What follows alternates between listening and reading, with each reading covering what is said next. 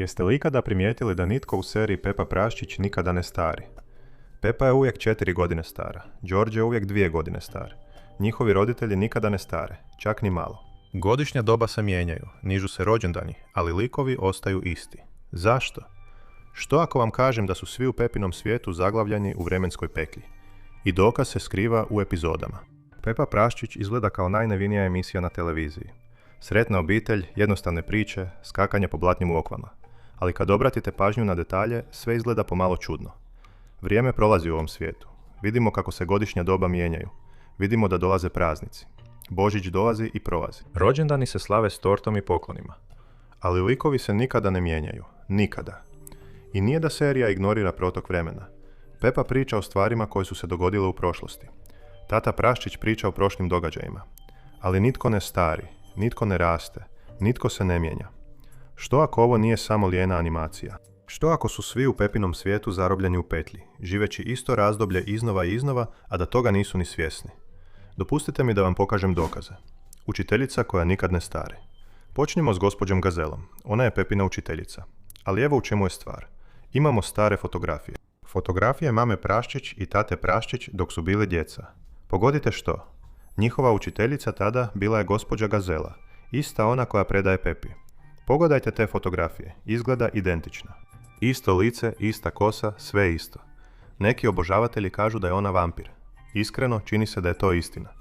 Ali čak i ako jest, to još uvijek ne objašnjava sve ostale. Samo zamisli, gospođa Gazela je podučavala Pepine roditelje prije 30 godina. Mama i tata Praščić bi trebali izgledati kao da imaju 30 godina. Djed i baka Praščić bi trebali biti jako stari, ali svi izgledaju isto kao i prije svih tih godina. Kao da vrijeme prolazi do točke kada se stvara povijest i snimaju slike. Ali ljudi se ne mijenjaju. Zaglavili su na mjestu na kojem su oduvijek bili. Rođendani koji se ne računaju. Ovdje postaje zaista čudno. Rođendani su česta pojava u ovom svijetu, baš kao i u našem. Pepa ima rođendan, Đorđe ima rođendan. Njihovi prijatelji imaju rođendanske zabave. Svaki put izgleda kao da slavljenik ili slavljenica odrasta. Ima kolača, poklona i još mnogo toga. Međutim, nakon Pepinog rođendana, kada je navodno napunila 5 godina, u sljedećoj epizodi ispostavilo se da ima 4 godine. Đorđe je proslavio 3. rođendan, ali onda je imao 2 godine. Animatori nisu zaborani. Rođendan se dogodio, ljudi su se zabavili, a onda se ciklus vratio unatrag. Razmisli koliko je to uznemirujuće. Imaš rođendan. Puhanjem ugasiš svjećice, otvoriš poklone, uzbuđen si što si stariji, a onda se sve to poništi. Probudiš se iste dobi bez sjećanja na zabavu. Pokloni nestanu, dob nikad ne ostaje. Zauvijek si zamrznut. U jednoj epizodi Pepa nauči zviždati. Treba joj neko vrijeme da to nauči. Onda naposljetku nauči. Ali u nekim drugim epizodama zaboravi kako zviždati.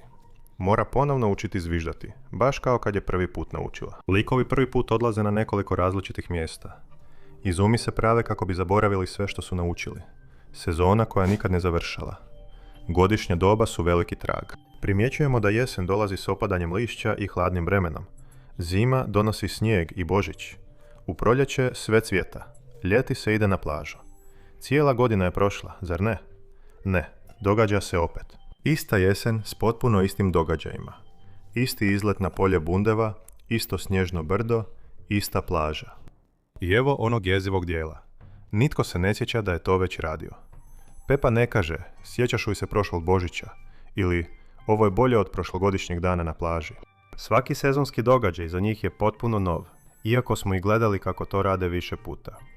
Pogledaj božićne epizode. Isti ukrasi, slični pokloni, gotovo isti razgovor. To nije tradicija, to je ponavljanje. Oni žive isti Božić iznova i iznova, vraćeni na 25. prosinca, s novim čuđenjem i bez ikakvog sjećanja. Kalendar se ponavlja, vrijeme slijedi svoj obrazac, ali ljudi nemaju nikakvo iskustvo. Oni su savršeni zatvorenici koji ni ne znaju da su zarobljeni. Pa tko stoji iza toga? Tko ima koristi od toga što nas sve tjera da se vrtimo u ovom beskrajnom krugu? Nemogući poslovi gospođe Zec. Da biste čuli kako petlja nastavlja funkcionirati, jednostavno se morate obratiti gospođi Zec. Ona ima svaki posao i misli na svaki posao. Radi na blagajni, vozi autobus, pilotira spasilačkim helikopterom, vodi muzej, upravlja zabavnim parkom, prodaje sladoled. Ona je posvuda. Jedna osoba to ne može postići. Fizički nemoguće. Neki ljudi misle da se više zečeva pretvara da su gospođe Zec, sestre koje rade zajedno. Ali što ako je to mračnije od toga? Što ako gospođa Zec nije stvarna? Možda je ona simulacija. Tu, da održava svijet u toj petlji. Razmislite o tome. U vremenskoj petlji potrebna su određena radna mjesta kako bi se održala iluzija društva. Trgovinama trebaju radnici, autobusima trebaju vozači, hitnim službama trebaju operateri. Gospođica Zec ispunjala svaku ključnu ulogu, bez pitanja, bez odmora, bez ikakvog prigovora. Ona nikad ne stari, nikad se ne umara, nikad nema život izvan svojih beskrajnih poslova. Ali u jednoj epizodi čak joj i kraljica zahvaljuje na tome. Zahvaljuje joj što naporno radi. Ali nije li to samo po sebi nagrada? Možda to zapravo i nije priznanje. Možda je to kraljica koja priznaje ulogu gospođe Zec u održavanju sustava. Možda je cijeli ovaj događaj trenutak kada se gospođica Zec ponovno pokreće i cijeli ovaj ciklus počinje ispočetka. Cijela obitelj Zec je također sumnjiva. Oni su posvuda. U svakoj važnoj ulozi. Infrastruktura ne bi funkcionirala bez njih. Sama struktura je temelj koji drži ovu povratnu petlju stvarnosti na okupu i osigurava da, bez obzira na to koliko se puta ova vremenska petlja ponovi, uvijek se odvija onako kako treba. Oni koji promatraju. Netko mora nadgledati ovako veliku petlju. Netko mora osigurati da se nitko ne počne sjećati. Likovi poput gospodina Labrador su stvoreni iz tog razloga. On se pojavljuje u nekoliko različitih zemalja, ali uvijek promatra. U Londonu je odjeven kao jedan od čuvara kraljice, dok promatra kako Pepa i njezina obitelj obilaze London. U New Yorku je i sam turist i fotografira Pepu i njezinu obitelj. U Parizu je samo u gomili dok promatra. On ne istražuje, on promatra. Gospodin Labrador mogao bi biti nadzornik. Nadzornici su osobe zadužene za promatranje nekih obitelji i osiguravanje da ostanu unutar programiranih obrazaca. Ako ljudi u petlji počnu imati neka sjećanja na prošla događanja u petlji i ako ljudi počnu propitivati nedostatak promjena u petlji, njihovi će nadzornici prijaviti sve slučajeve onima koji kontroliraju petlju, a tada se prave promjene. A kraljica? Ona se pojavljuje samo jednom u cijeloj seriji, ali je ključ svega. Živi u ogromnoj palači s resursima koje nitko drugi nema. Ima stražare, moć i kontrolu. Ona nekako postoji iznad petlje. Možda ju je ona stvorila. Možda se nešto strašno dogodilo u stvarnom svijetu. I jedini način da se itko spasi bio je zarobiti ih u vječnoj petlji, gdje mogu biti sretni zauvijek, gdje se djeca mogu zauvijek igrati, gdje obitelji mogu zauvijek voljeti jedni druge. Zaštićeni od bilo kakve noćne more koja postoji izvan njihovog malog sigurnog svijeta, Pepa Prase možda je jedna od najmračnijih emisija na dječjoj televiziji, a nitko to nije primijetio. To nije priča o putovanju jedne obitelji. To je snimka cijelog društva dok su zaglavljeni u vremenskoj petlji iz koje nikada ne mogu pobjeći jer nisu ni svjesni da se ona događa. Svako sretno iskustvo je ponavljanje koje nema kraja. Svaka naučena lekcija je lekcija koja se zaboravlja i ponovno uči. Svaki rođendan je rođendan koji se zaboravlja i ponovno slavi. Svaki Božić je 1000 Božića. Pepu čeka još 1000 susreta s tim lokvama u koje će skakati i doživjeti istu sreću koju je osjetila prvi put, kao i milijunti put.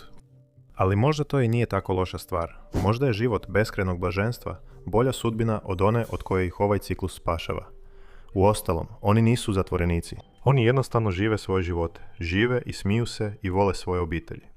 Možda je neznanje stvarno blaženstvo. Ali ti sve to znaš, zato si i primijetio.